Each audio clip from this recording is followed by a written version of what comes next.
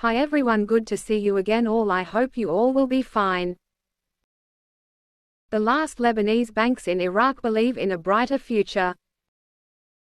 If regional media are to be believed, the last few weeks have been full of promises of a bright future for the Iraqi economy, with the Gulf states playing the role of generous sponsors. On the one hand, 3 Qatari companies agreed with the National Investment Commission of Iraq to work on $9.5 billion worth of projects, including the construction of 2 power stations totaling 2,400 megawatts. At the beginning of the same month, Saudi Arabia signed a $1 billion agreement to build a residential and commercial district in the Iraqi capital, and in May it set up a Saudi-Iraqi investment fund with a capital of $3 billion. The situation, which comes in the wake of the détente between Saudi Arabia and Iran, on the one hand, and the normalization taking shape between the Gulf Cooperation Council and Israel, on the other, is being closely watched by the last Lebanese banks that are still operating in Iraq. They hoped that they would benefit from the momentum that is being shaped. The situation in Iraq has improved a lot recently. The country is benefiting from the efforts of the GCC, Saudi Arabia in particular, to stabilize and develop the region, said Chowki Badr, Assistant Director of Bank of Beirut and the Arab countries BBAC. This is good news for Lebanese banks, which have been able to maintain their presence despite the difficulties, he added, suggesting that they can now hope to see their tenacity rewarded. The World Bank already foresaw in its latest Iraq Economic Monitor, published in the fall, that the Iraqi GDP is projected to grow by 4% in 2023, following a rise to 8.7% in 2022, driven by world oil prices, which are higher compared to pre-COVID-19. Founded in the 1950s, BBAC is one of the 3 Lebanese banks to have continued to operate in Iraq. The bank has 3 branches in Baghdad, Erbil and Sulaymaniyah. Only Byblos Bank, which operates in the same cities, and in Basra, is as well established, while the Middle East Africa Bank now only has its head office in the capital. The CBI suddenly decided one day that every foreign bank operating in Iraq is required to have assets worth at least $250 billion Iraqi dinars, around $190 million at the current exchange rate. This amount is equal to the capital that any Iraqi bank approved by the institution must have built up, said BBAC's Badr. And Iraq's president approved a record $152 billion budget that the parliament voted on earlier this month, and which adds about 500,000 public sector jobs.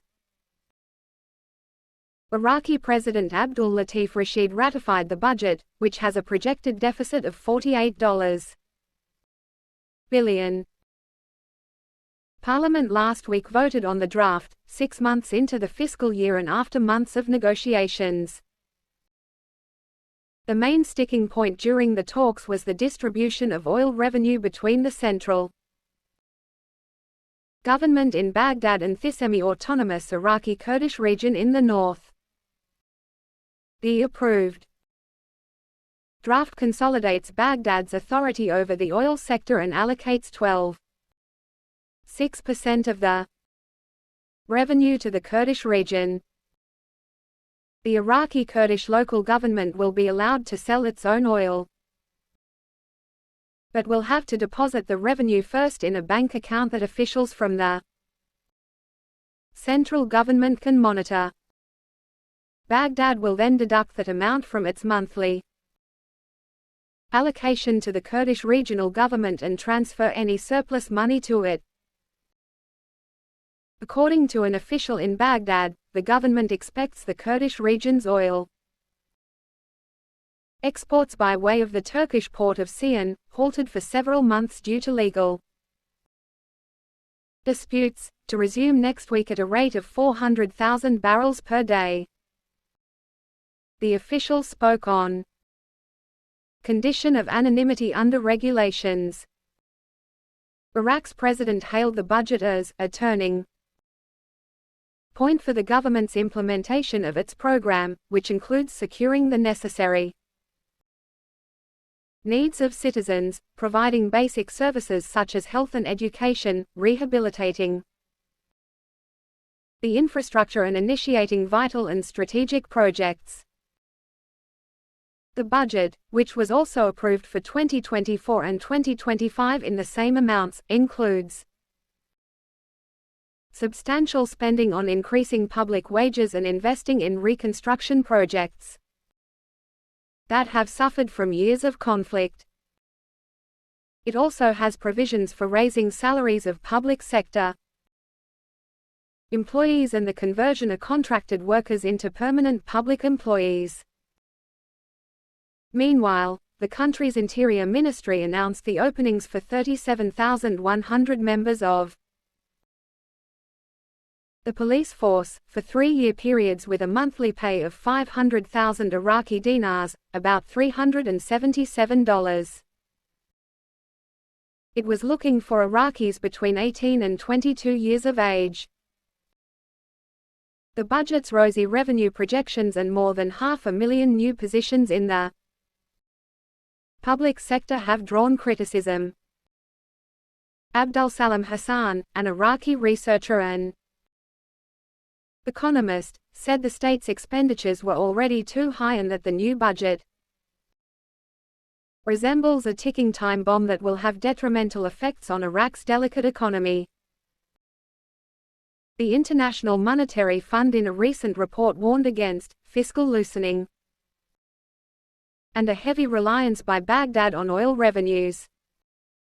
The IMF also urged the Iraqi government to implement a stricter fiscal policy. Thanks, take care.